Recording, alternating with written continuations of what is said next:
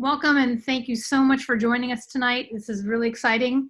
And normally we would be in the we would be celebrating our artists and their work in the Herman Miller showroom and enjoying a cocktail or two. So hopefully you're able to do that at home. And we've pivoted this year to bring you art in your home. So welcome and thanks for joining us. Tonight kicks off a month-long collaboration, which includes a special habitat section of our new website. Featuring a lot of the artwork that's been created specifically for this event. And we also have 2 additional events coming up next week. So hopefully you've checked the calendar and added those to your calendar as well. But basically this is our 4th year doing this collaboration with our fabulous partners. All of it is happening because of our partners, including Herman Miller, DWR Ancillary, CRI, Maharam, Plow, K. Chesterfield, as well as all the other fabulous staff that we have and the teachers who've been working with our artists to pivot and create a lot of this fabulous new artwork at home, which all of you have been doing, working from home. And so we should call it working from studio working from home, anyway. But anyway, our partners have allowed us to continue this collaboration even virtually this year. And that it continues the series so that our artists can continue to receive 50% of all the sales that happen from this event. So thanks to these partners, as well as our staff, teachers, and of course our wonderful panelists and moderator who you're going to be hearing tonight. Before we start, I just want to let you know most of you are muted as you come into the meeting, but we will be having a Q&A later. So feel free to use the chat field as we go through, and we'll try to pick up some of those questions towards the end. And we are recording this program as well, so if you've missed everything, we'll put it on our website later. I think most of you are familiar with Creativity Explored. Excuse me. And excuse me, sorry, let me just fix that. So for those of you who are not, first of all, this is a glimpse into our brand new website. We're so excited about this. But Creativity Explored was founded 37 years ago on the belief that art is essential to life. We serve about 130 artists with developmental disabilities and have facilitated the careers of hundreds of artists throughout the years. Our artists have seen their artwork exhibited in museums, our own gallery, as well as galleries off-site, art fairs, and in over 14 countries, and artists have earned over $2 million for their art over the 37 years we've been in existence. Our artists, as you can see here, just from this little glimpse in our studios before COVID, they range in age between about 21 and 80, with many languages being spoken, including ASL. We exhibit art in our gallery and also in several offsite locations. And today, as all of you know, we've working from home. Our artists have pivoted from creating art in the studios to making art at home, many of which you're going to see in the Habitat collection. You can learn more by visiting our website as well as our Artsy page. But that's just a brief overview of Creative Explorer. So if you haven't been, come visit us after COVID, and in the meantime, visit us online. So one other thing you may not know about Creative Explorer also is that we do have a professional art services program in which we work with architects, designers, stagers, interiors, professionals to put artwork in commissioned projects, luxury apartment complexes, new developments, and including installing oversized graphics of our artists' work in projects, individual commissions, to products including our artists' work with such as high fashion, ranging from high fashion to chocolate. But basically enough about us. You're here to meet our amazing panelists and our moderator. I'll start off with the moderator. Alisa Carroll is a writer, editor, and content strategist on art and design. Her books include Art House, published by Asseline, and now in its 4th printing, which chronicles the 40-year collaboration of art collector Chara Schreier, I hope I said that correctly, and designer Gary Hutton, and Collected Cool, which was a book published by Rizzoli, which is a monograph on designer Jay Jeffers. Alisa was the inaugural editor-in-chief of the San Francisco Interiors magazine, SFC&G, and for the past decade, she's been editor-in-chief of the design annual Henry. So thank you, Alisa, for joining us and moderating this panel. I'm going to move on to our panelists. Sorry, I have all my notes here, excuse me.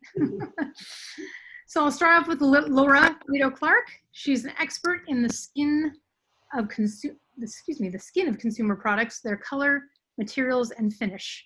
Throughout her 20-plus year career, Laura has analyzed the conscious and unconscious influences that drive buying decisions. She's been dubbed an experienced consultant because of her ability to translate those influences into prescient forecasting and concrete applications of color and finish for new products.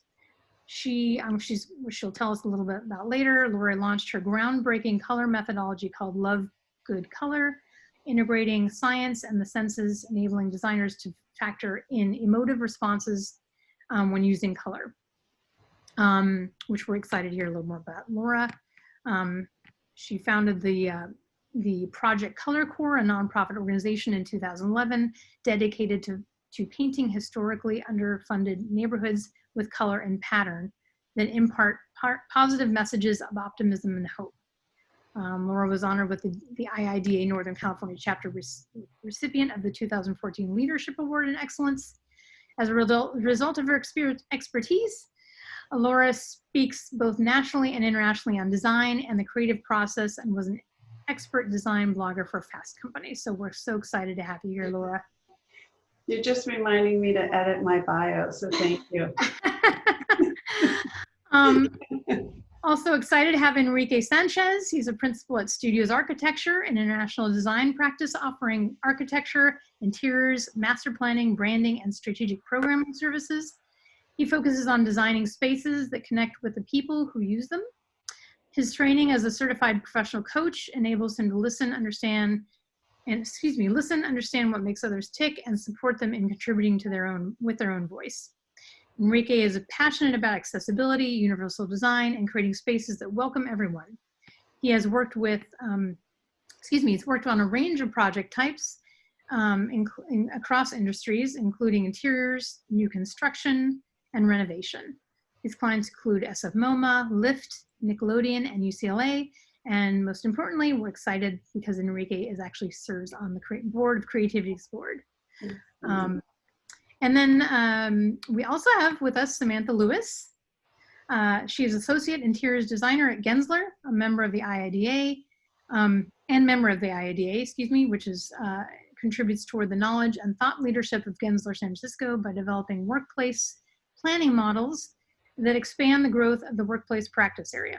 She designs experientially, included by light, color, movement, and emotion. Her spirited drive not only fuels her work, but her team's culture in terms of sharing ideas and leading internal initiatives that promote inspiration and experimentation. Samantha is actively involved with the design community. She holds Student Affairs Chair position at IIDA's San Francisco City Center, and consistently participates in community awareness projects such as Philanthropy by Design, Charity, and Scene Local. Thank you, Samantha, for joining us. As you can see, we're in excellent company tonight, so I'm going to turn it over to Alisa. Thank you so much, Anne. And I have to say, it's really an honor to get to be part of the amazing Creativity Explored community tonight. I'm so in awe of the talent and the kindness and the inspiration that's all part of your community. So thank you so much for having me. And I thought I might start with two quotes that really moved me from Creativity Explored teachers, and that I thought really kind of conveyed the essence of tonight's conversation. And they're from that beautiful film that we saw at the beginning of your presentation. The first was from teacher Enrique Quintero, who says, quote, "When you do connect and you have that trust and love, it's a beautiful thing."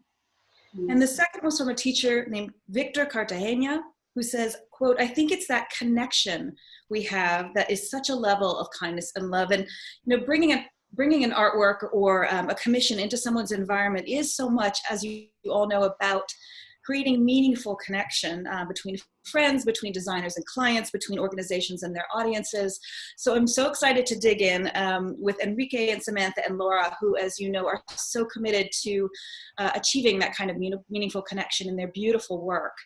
So I thought we might start out with that, with connection, and talking about how each of you first came to be introduced to Creativity Explored. Laura, would you mind starting us out? Sure. Yeah, I was lucky enough to have my children's preschool located near Creativity Explored.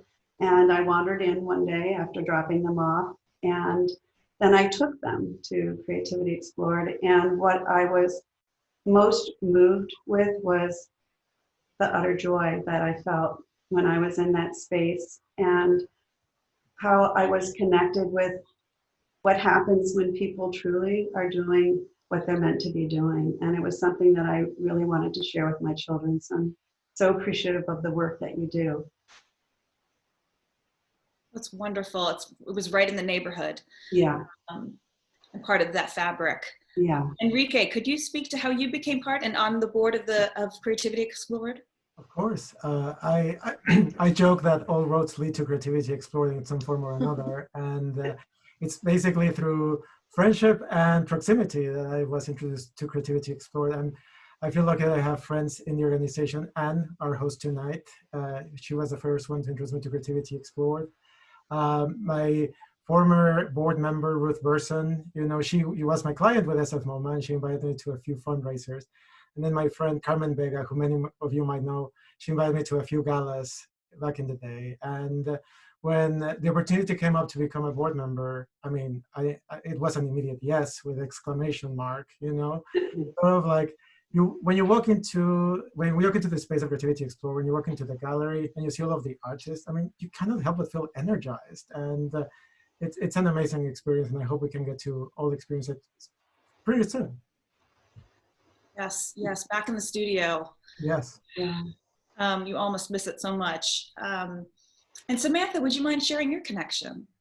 Yeah, absolutely. So big fan energy over here. I actually discovered Creativity Explored during some travels. I was at the airport, and they had a shared venture at the museum, the SFO museum there on Terminal 3.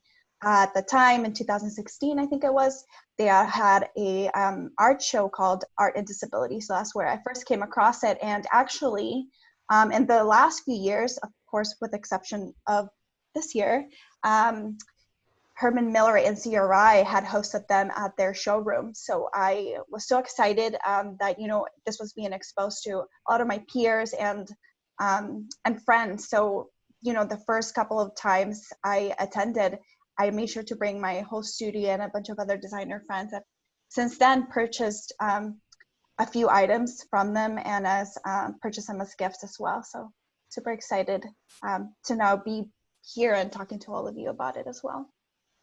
That's awesome that you've used your work as such a platform for these artists. And I know we all have our eyes, we're all covetous of several things that are in the sale this month. So dibs on a few of those.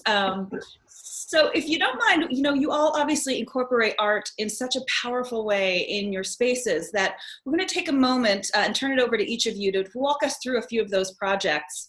And Laura, would you mind starting? No, not at all. I wanted to start actually by talking a little bit about how powerful this medium is, the power of art and the power of color. And so what I loved and what I've learned is that color is actually a wavelength, and it is absorbed by the skin. So even if you don't see it, you feel it. So all the masterful work that you're seeing in Creativity Explored, they have such a deep understanding, and you're feeling that. And they've done many, many studies, which I won't get into, but all of us think of seeing color, but you actually feel it.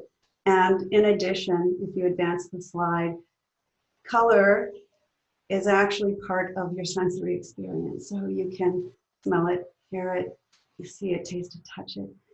That's what's so beautiful about it. That is what is so powerful about it. So I'm going to start my journey a little bit with the project, if you advance the slide, that we did with Project Color Core. And if you advance the slide again, our very first project was called the EC Reams Academy. And it was in what was called the Killer's Corridor of Oakland. And the kids were in lockdown from drive-by shootings. And one of the things that I had learned was that they had this chance to take an aerial view of their city, and they didn't understand why they didn't get color and why they never got nature. And that was so moving to me. And when I think about Creativity Explored and how they talk about art being a human right, we think of beauty as being a human right, right? That there's a democratization, that we should all see this because it's so powerful. So when we began our process, we asked the kids, you know, what your favorite color is. Everybody's favorite color is blue. And if you advance the slide, that didn't teach us anything. It was like, what blue? I don't know you. How do we connect culturally with you? What are your needs emotionally? So we asked them how they wanted to feel when they went to school. And this is what we got, this explosion of ideas. And that was when we could translate it into color. And that was when we could translate it into pattern. And that was what was so remarkable. So if you go to the next slide, this is the before of the EC Ream Academy. Our job was to bring color and pattern. My true belief is that color and art connects us to our humanity. That's its beauty, right? It's so powerful. The kids asked us if we could create a place that they would feel respected. And when I asked them what that meant to feel respected, they said, could you create a place where people would want to come and visit us? Because no one wants to visit us anymore. And so this is the EC Reams Academy now. And if you advance the slide, it was this huge mural that was powerful. We are the change. And you can see here that we in our organization are using art and color to revitalize neighborhoods. We're not, you know, putting up art, which I love that Enrique and Samantha do, but we're trying to create it in neighborhoods that are deeply underinvested in. The next slide, please. This is this is Paros Los Niños. When I met the muralist at the site, he said, this reminds me of where I work. And when I said, where do you work? He said, a prison. And that is often what we find, that the places that we go into are often like prisons. And this is the next slide. This is Paros Los Niños. Now it was a K through second grade. And now the kids can imagine themselves in their own stories. And I'll quickly go through another project, because who doesn't love a good before and after, right? I love before and after. So anyways, this is World Achieve.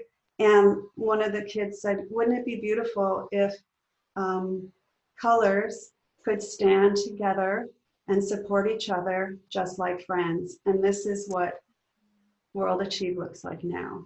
So the whole thing was stripes, this whole idea of, you know, this is coming from them. The power is that this is reflective of the community.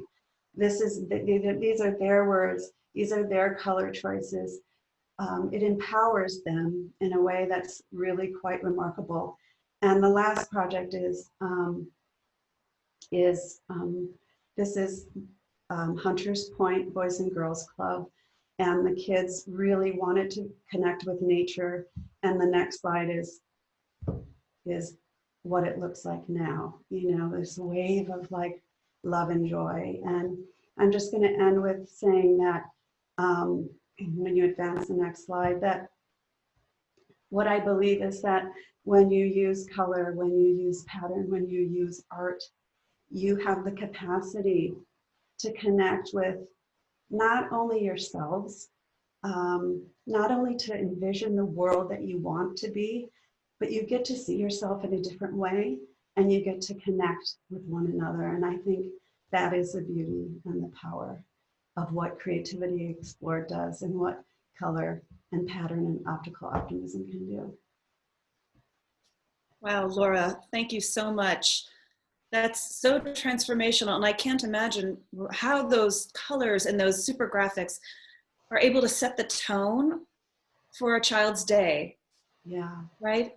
Yeah. Start They the just day feel with so privacy. happy. Yeah. Letters. They say, "Dear Mr. Project Color Core." Oh my goodness, that's must be the best. It's the best. Brilliant work. Enrique, would you mind taking us through a couple of your projects? Thank you. Yes, definitely. It's always inspiring to listen to Laura. Seeing all that color reminds me that I only wear black and that I need to get more color in my closet. That's okay, Enrique. I very rarely wear colors. It's a special day. So I wanted to talk about 3 different projects very briefly. One is about the micro, what it means to be in a space that's very much designed around art. One is about the macro, which is designing a space for artists. And the third is about what it means to be immersed in art, in a piece of art. So very quickly, I wanted to start with SF MoMA, the San Francisco Museum of Modern Art. Studios was selected to kind of like pick all of the furniture that went into the galleries, all of the public spaces and the offices. The building was designed by Esnojeta. And so it has kind of this incredible sculptural quality.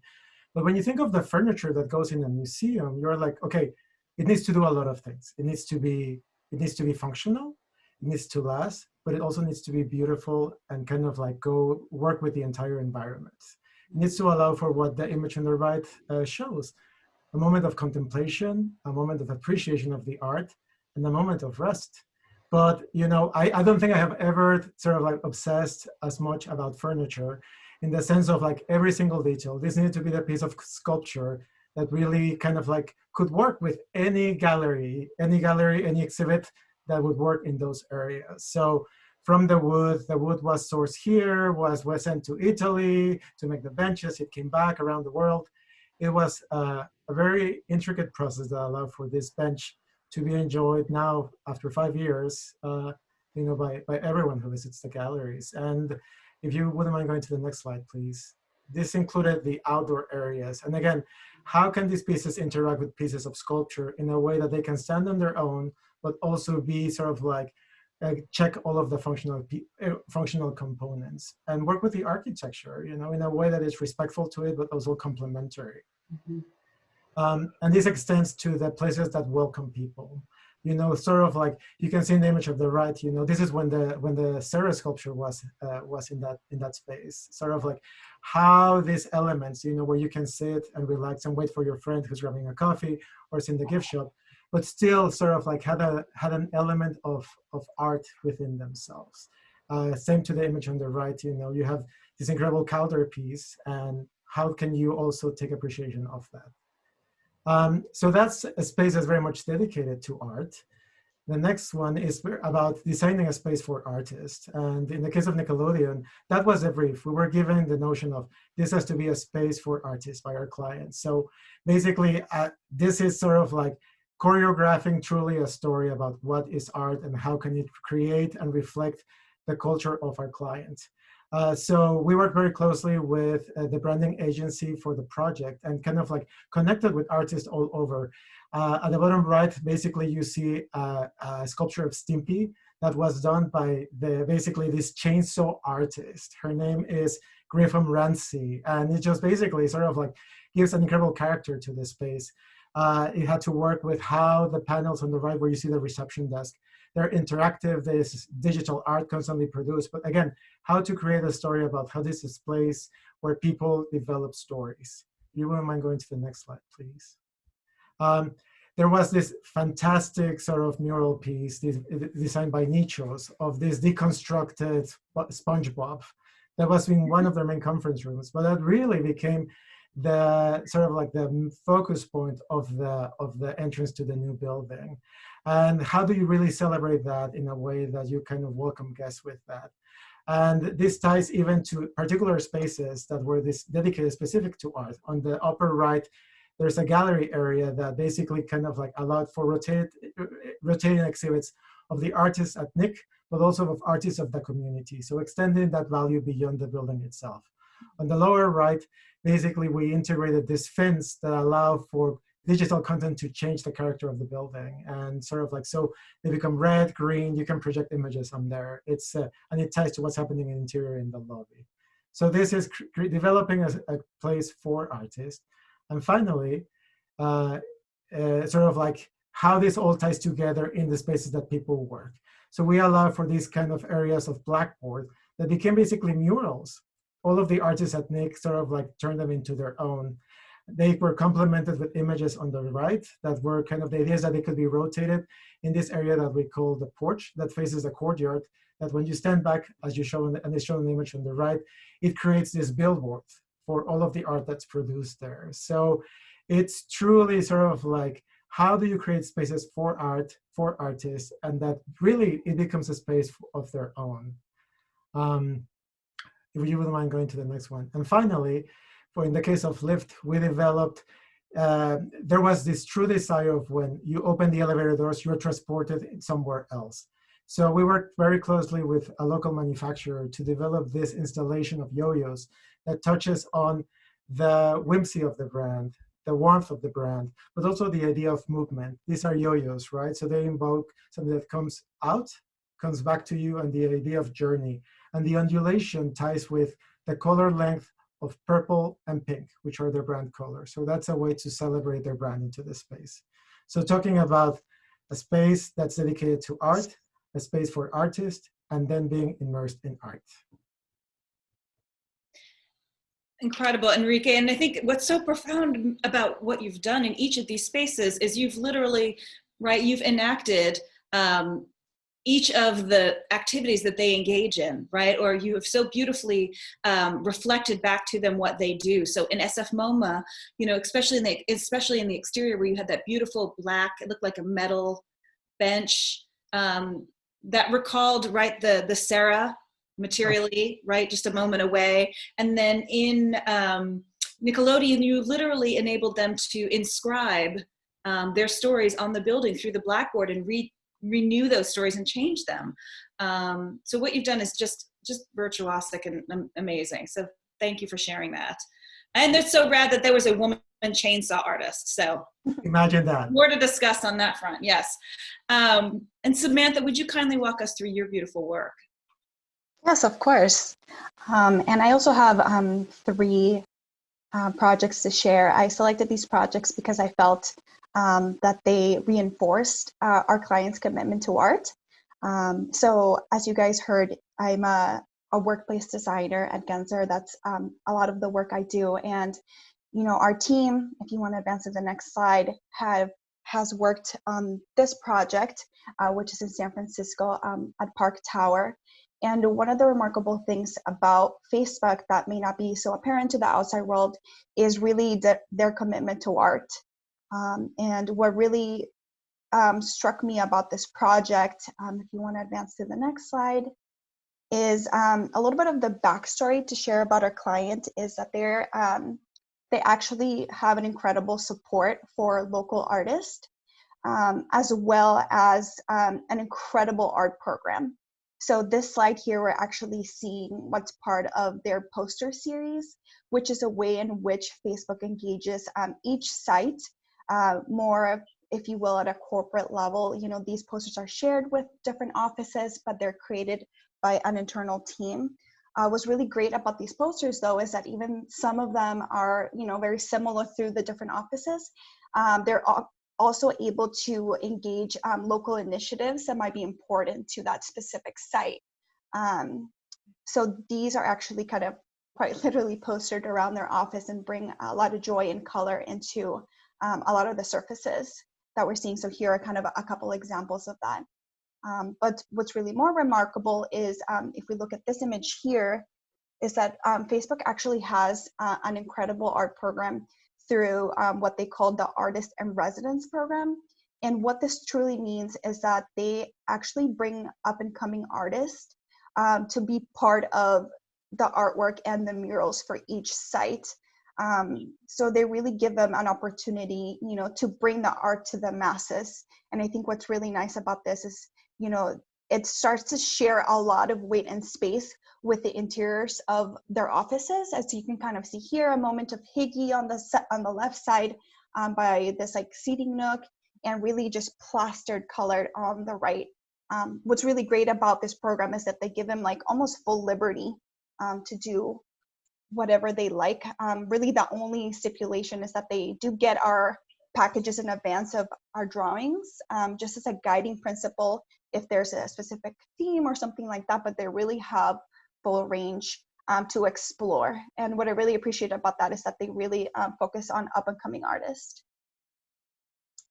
And then LinkedIn, again, these might seem a little bit of behemoth clients, but what I really wanted to talk about here is, in this example, our team is really bringing art through the lens of graphics. So similar, sort of large graphics on the walls here. Specifically, this location, there's a little bit of sort of Star Wars-y theme, as you can kind of see, but really our team has spun it to be more Bay Area focused. So you can kind of see here on the third bubble, you probably recognize those along the Oakland Embarcadero. But what's really remarkable about this work actually is how art is starting to develop into more of an AR experience. So if you want to go to, the second slide here, might be a little bit hard to see, but really taking art and graphics to the next level with our clients. So these, again, are very site specific. The images at the bottom start to represent actually a ceiling installation where art is being displayed in more like an AR experience or a digital experience, if you will. So this idea that art can rotate and change and be applicable for different times of the year or different themes. And I think that's kind of really interesting to see that art doesn't just have to live on a specific artifact, that it could evolve with time. And Samantha, I'm sorry to interrupt you. May I just ask you about one thing here? I believe it says 12,850 Lukes in the network. What does that mean? Is that people who are sort of taking on the role of Luke Skywalker? What's happening? Yeah, so here our team is actually trying to kind of connect this idea of Star Wars with the actual people that are on this campus. So a lot of these sort of spatial related elements are being then seen through the lens of LinkedIn, and they're being personalized for our team and for their employees. Super fun. Yeah, and then the last slide, really, one thing that stood out to me about this client and this installation that we did is that as much as they value, futuristic AR graphics, which is a very important part of their culture, there was this moment where they had asked the employees that were going to be part of this building, the employees' kids, to actually submit a drawing of the future and of this like spatial idea. And so what I really loved is that this starts to speak about the employee values and the importance that they put into, their employees and their families, and kind of sharing those moments along the office as well. And lastly, a project that is really dear to my heart is 826 Valencia. This is a writing center in the Tenderloin. It's a nonprofit organization dedicated to supporting under-researched students with their writing skills. One thing that I thought was really important about art here is just this experience of even walking to the center. As you can kind of see with this picture here, the kids start to walk to the center, and like art is the first thing that greets them, even around the corner. So this idea of like starting to disarm the kids as they're walking into the writing center. So here our team has done quite a bit of graphics on the outside, and they spent a lot of time talking to our clients and what we really wanted the kids to feel and how we wanted them to feel as they approached the center, as well as while they were inside. So if you want to flip through the next couple of images here, you can kind of see that a lot of the writing on the outside is really dedicated towards the kids' eyes. It's all of these like really fun, unexpected things. For example, the Greater San Francisco Center for Dinosaur Dentistry, right? Like that would be really fun for the children to read as they're coming into the space. And thinking about artifacts. So as you were flipping to that next slide, the first space that the children are walking through is actually this really fun gift shop. And so there's this idea of discovery, both through art and artifacts, as we're looking at this, what we call the wall of doors, really. It's actually windows as well. But if you want to flip to the next slide, this idea of interaction. So where some of the past work I showed you was this idea of VR and interaction, this is a way in which also the kids find interactivity as a way to, kind of break down that barrier from like having to come to the writing center and, having, problems with writing or kind of seeking help or being tutored. And it really helps the people that are here to help them, to kind of get them to engage. So you can kind of really see here them engaging with this wall. And the next couple slides really show you what the center looks like beyond. So what was really remarkable for us as we were working with this incredible team was looking at the importance of artists we were seeing in the mural, right? It was as simple as this muralist came in and focused on this setting of nature. And if you flip to the next slide, you can really see how it then becomes a space to play, but also a space to engage. So rather than having a big blackboard or whiteboard at the front of the classroom, we're really seeing this set up as a stage where each, individual can come in and express their thoughts or their writing and share, and it really kind of breaks down that barrier, which I thought was really, really important and super interesting about the work we did here.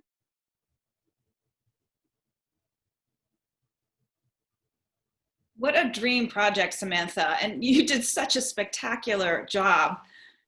Thank you for bringing that to life. And coming from a writer, I have to say it's really exciting that you created a space where writing was associated with play. Right, so as you said, kids come in and they're seeing artwork. It's not this very pressured environment with a lot of expectation attached, right? They can just go in and play. Yeah, they can wait till later to be exhausted with writing. Like Exactly. But for that, I think I need to go there. So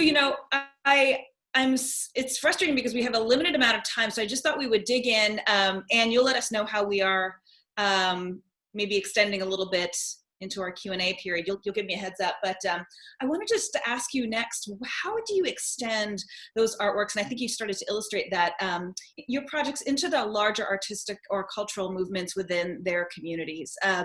Laura, would you mind starting that? Sure. I mean, I feel that our projects are an extension of the cultural community, because even if you were to look at our word clouds, they're very different from community to community. There isn't any time that the kids don't say they want to feel happy or excited when they come to school, but then you start to see nuances of how they differ. And so it is really wonderful when they have that input. They're sharing with you what's meaningful to them. And I think that the listening part of the project is one of the most important. And then the interactive and the engagement of them coming together to create these palettes that are really expressive of the colors that they love. And then they get to vote. And that in and of itself, they get two choices using their words. It's like they're voting for the President of the United States. They just love it so much. And so it's so important. And I think for me, it's the empowerment part of the process, this idea that, as I'm looking through Enrique and Samantha's beautiful projects, it's so reflective of the people that they're working with. And for us, it's the same in the community. So I feel like it has to begin with the community and the culture coming together, and then it's about human need and impact. So. And Laura, I think you've mentioned too that in one particular instance, your mural in a community has never been tagged. No, right? not in any of our projects across the country. None. Yeah. None. And it's such a reflection, I think, of mutual respect, of the respect that you've demonstrated and the community recognizes that you have. It wasn't just an intervention in which you came in, but you really reflected that community back to them. No, well, it's their beauty, right? They get to see their inner beauty. That's the best part. So. And Enrique, how about you? Would you share a little bit about that?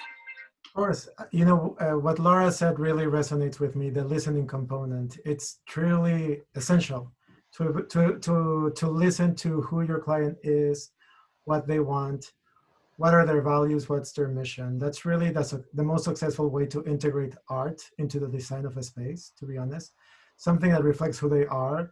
Either you're commissioning a specific piece for them, you're connecting them with an artist, or you're creating a rotating art program.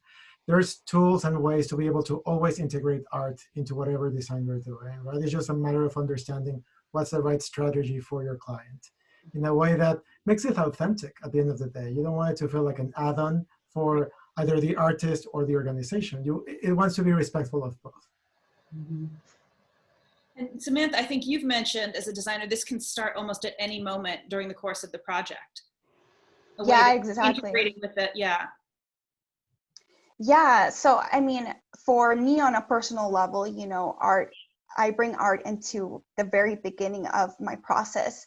It can inspire, a concept I'm putting together, a palette. Really, it could even start at that moment. And I think as we move forward from the examples I shared, you guys saw that some of our clients are global. And that could be really hard to kind of wrap your head around how you're going to make your employees feel connected. And one of the things I really appreciate about their culture is this idea and commitment to art, right? How they're having art as a means to locally support their communities. But like you saw with the posters, a way to connect across the globe, across the seas. And so I think that's how some of our clients are kind of bringing art to the forefront. And Samantha, you had this really brilliant idea that you shared in this time of COVID of how companies can use their culture to connect while people at home. Yeah. Yeah, so it was really interesting. Our teams are having a lot of conversations about, of course, the future of work and kind of our current scenario working from home. And I think as we are thinking about the future of that, a lot of the conversations that we've been having about, companies providing stipends for, your chair, your desk, your technology. One of the things that has come up over and over is this idea of art. And as you saw in the offices, there is this plethora of different artifacts. And so one of the things that our clients and us have been discussing a lot is this idea of providing art in the home as a way to connect. So even as we see ourselves going back to the office, a lot of us are still going to continue working from home, at least a few days a week. I imagine some people might start hiring people regardless of where they're geographically located. So I'm seeing that more as a topic of discussion and how art in the home can continue connecting them culturally. Right, right. And there was an idea that you had that I loved that was providing a print, right, of an anchor piece of artwork from the physical headquarters. Yeah. Yeah, exactly. So the same way that you would have a work from home kit from your employer, part of that, in addition to your chair, your desk, or technology, could be a print. So yeah, those are some of the ideas that we're tossing around. I love that idea. I love how critical, right, that pivot is to recognizing that art is such as important piece of cohesive culture as anything else you might take home, right? And reflective of the values of the company. And I may ask you, you all work on such different projects, right? You work on massive global companies, studios, architecture obviously has clients in Paris and beyond. And I wondered, how do you tailor art to each individual audience? And you shared this amazing story of working with two very different CE clients in one day. One was a very high-end space, the 50 Jones condos, and the other was Mission Bay, which provides affordable housing to veterans and others, and where you had to be very mindful of not selecting artwork with imagery that might be triggering to the residents there. So you just have to be so attuned, right, to the different audiences and demographics that you're working with. Enrique, how do you start thinking about what art might be right for the audience? I think that what you said, when we're dealing with clients that are located in so many different parts geographically, right?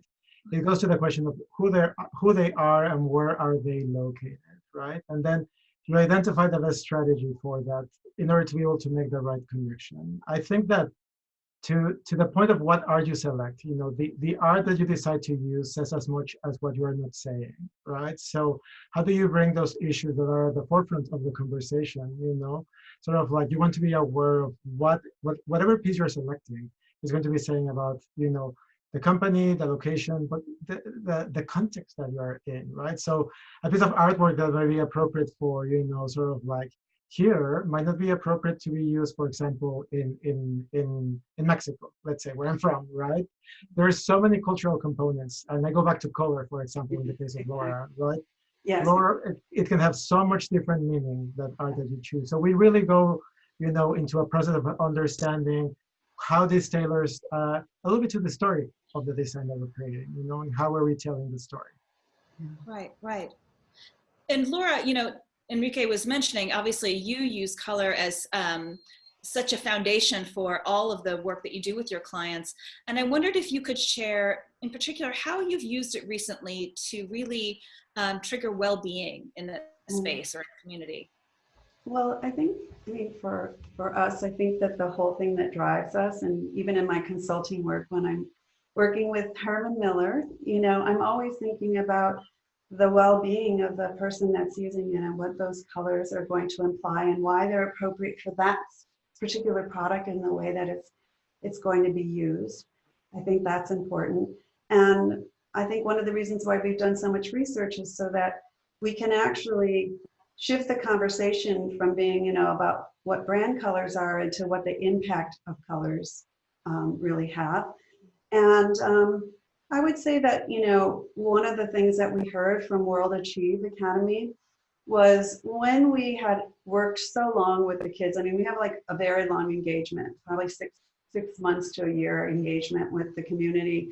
Their head of disciplinary program said that he noticed a significant change in when we began to engage with the kids, and there was very, you know, little disciplinary action that had to happen. And he believed that one of the biggest reasons was that we listened to what they had to say, and they were deeply engaged in knowing that what they had to say was incredibly important. And so this idea of understanding what their needs were and always telling them that what they say matters, that part of the well-being part of the component of the beginning part of the project all the way to the end, that they vote and then they execute, that is a game changer for them. And that is, I think, why it's so beloved by the community, you know. So I think that that really shifts the impact. And to Enrique's point, it's contextual. It's about them. It's not somebody imposing, you know, oh, I think this is what we're going to do. This is like, it starts with them and it always ends with them. Right, right. So there's an empowerment, right? They have agency in determining their own future, their own decisions, their environment. Yeah. Absolutely. So critical. Yeah. And how are we doing on time? Are you feeling like we should turn to Q&A, or do we have a moment for any more We conversation? can take another question or two. And we have about a few questions we can turn to once, but you can continue on for a few more minutes. Beautiful, thank you. And I wanted to ask, you know, really critically, how the call for work by artists and makers, by people of color, have really impacted your curation choices and the messaging that you're getting from maybe larger corporate clients lately. Enrique, would you mind starting us out? Sure. You know, I think that I feel fortunate. We at Studios feel fortunate to work with a lot of clients that, you know, these social issues were part of the conversation before, you know, they were put in the forefront now. So I think that being in the Bay Area, we all sort of like can benefit from that in some form or another. That said, I feel like we as architects and designers do have an obligation, you know, to kind of like bring these elements to the forefront of the conversation. Design architecture is making a statement, right? You are saying something with that. So I think that we have a platform, you know, we have a privilege that we can use to be able to bring those voices to the forefront, you know, and to be able to say, sort of like create a platform for them. I think that's incredibly important, you know, and sort of as an immigrant from Mexico and as a gay man, I feel like I have an obligation for that too. So it is something that I think it's intrinsic to what architecture has done from the beginning of times, you know, sort of create a voice.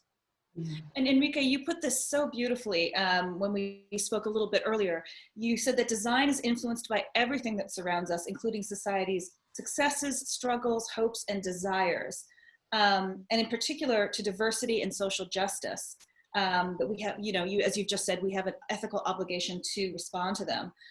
So it's really encouraging to see, you know, you who have such a huge global platform, obviously putting that at the forefront of your work. Yeah. With every action, we have a choice, right? So what are we saying yes to? What are we saying no to? You know, and sort of like, what opportunities are we creating? You know, for incredible artists that surround us. You know, so. Yeah.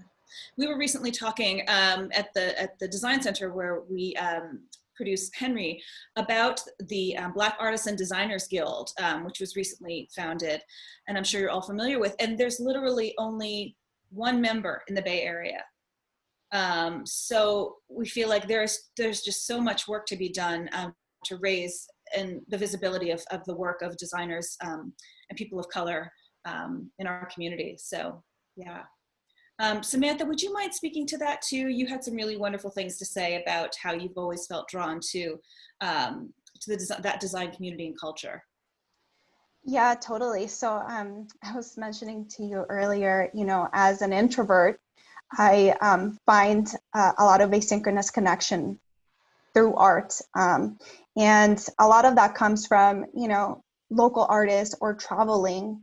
So to me, you know, it has been even more important now that we've been in this like shelter in place post pandemic era, that I've actually accumulated a lot of art because I do miss that connection of people and being at wonderful design events like we used to have, you know, this event at the Herman Miller showroom.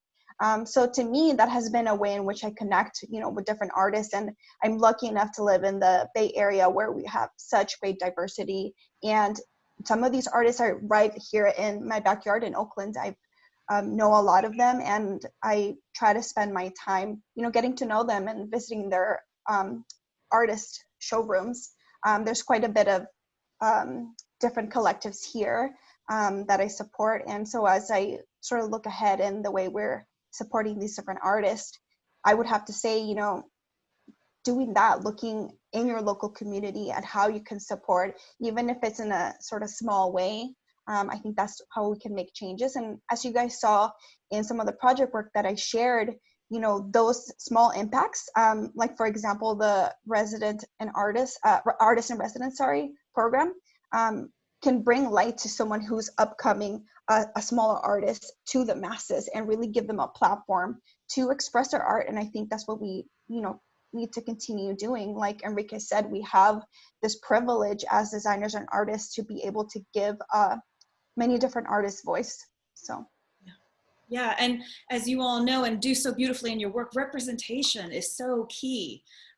It's so critical for, right, to see the faces of all of these other communities in the work that is out there. I recently had the opportunity to interview a wonderful designer named Sheila Bridges, and she's just launched a collection called Harlem Toile that reflects the community that's around her, where she has lived in Harlem for 30 years. And it's one of the very, very few times, you know, we've ever seen people of color represented in an equitable way in a wall covering or in an element for the house. So it's really wonderful to see that representation. Mm-hmm. Laura, you know, may I ask you in closing, and I know we only have a couple of minutes left, what's one of the most creative uses of art you've seen in a project recently, yours or someone else's? Well, I would have to say my friend, Dan Peterson. He started Project Backboard.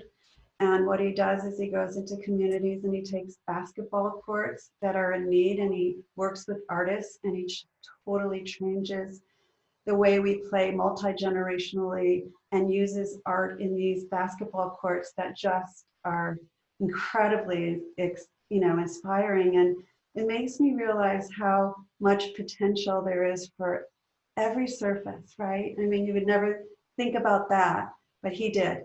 He thought about that. So, yeah. Love that. That's so creative. That's wonderful. Enrique, how about you? You know, I get inspired a lot by street art and by art that is public, right? But you know, as I was thinking of this answer, I think that, you know, places like Creativity Explored, I have to say, you know, are doing. I go back to how I started the conversation and that level of energy that I experienced walking into the gallery, right? And not only was the art kind of so vibrant, but the level of representation, the artist. I was speaking with Spanish with I don't know how many artists. It was just so incredible to really be there. And so being able to take advantage of those resources and kind of like bringing those voices again to the forefront, sort of like, I really sort of like take my hat off for what Creativity Explored is doing as far as being able to to put that, that voice out there. Yeah. Absolutely, absolutely. And this is such a wonderful moment, as you all know, and Anne, this project that you and Creativity have explored have engineered through Habitat with all of your partners to enable all of the designers, the interior designers watching, to purchase and acquire not only original works of art, right, but these wonderful limited edition pillows and accessories that have all been created by Creativity Explored artists. And if you don't mind me putting you in the panelist seat for one moment, would you mind sharing a little bit about how those came to be? How our collaborations came to be? Or... Yeah, how that particular collection was curated and came to be. Oh yeah, well, it's yeah, we kicked this off about 4 years ago, and the partners Herman Miller, orchestrated by CRI, where they donated some products, and just seeing what our artists would do with, taking a chair, or this is actually one of them here on the questions sheet. It's just, this is Vincent Jackson's work, and just seeing what the artists would do given a different media to work on. And some just, go at it with a band, just, are fully just tear into it. And whereas I might be so intimidated, it's a different media. And so then it just, over the years, we've explored different, now this year we actually printed fabric of our own, and then had them made by Kay Chesterfield, and the stuffing was donated as well. So we have these amazing limited edition pillows. So just exploring the idea that the original artwork can take on a new life in a product form, and showcasing that. And of course, we have a licensing program that is committed to that as well. But it provides a platform for the artist to be seen and really elevate their status as a professional artist in some other arenas, such as commercial and product art. Yeah, you obviously, as everyone knows in the audience, Creativity Explored has done such extraordinary work licensing the designs and the artwork of their artists over the past few years. It's been wonderful to see them in so many different collections out there. So the sale is available, I think it's through November 30th, right? Actually, yeah, that's the month of December, of November, correct. And I did want to throw in, we have 1 minute, we have a fun question from in the chat. So I thought this might be a fun question to end on, is, because I don't know if you can see them all, but do the panelists create their own art as well? Since we're talking about art, we'll turn it back to you, and then I can close out. Not me, I can't make anything. It's a tragic level of inability. So I'm sure, Enrique, that's different for you, Laura. Yeah. Enrique? Sure. I enjoy watercoloring a lot. That's one of my things. But to be perfectly honest, my latest art project is my garden.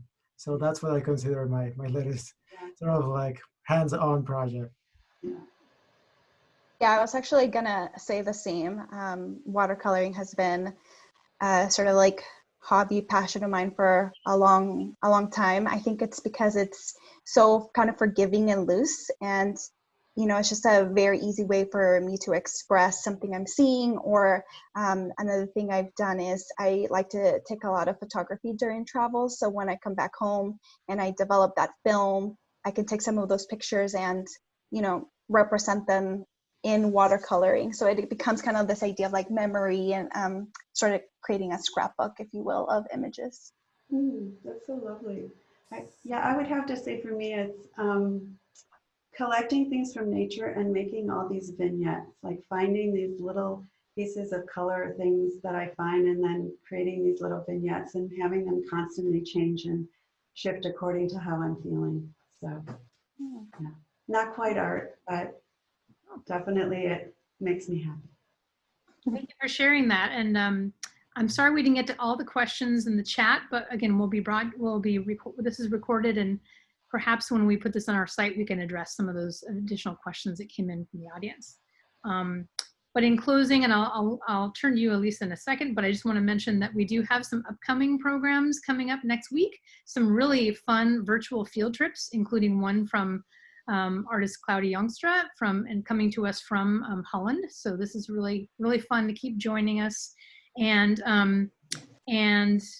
again, another shout out. Thank you so much to all of our sponsors who made this evening possible, and the last 4 years of our collaboration possible. It keeps getting better every year. And even though this is virtual this time, I think it's really exciting. So, and the website, the Habitat section of our website is, as you probably saw in the chat, it's live and it's going on. So things are going fast. So thank you for your support.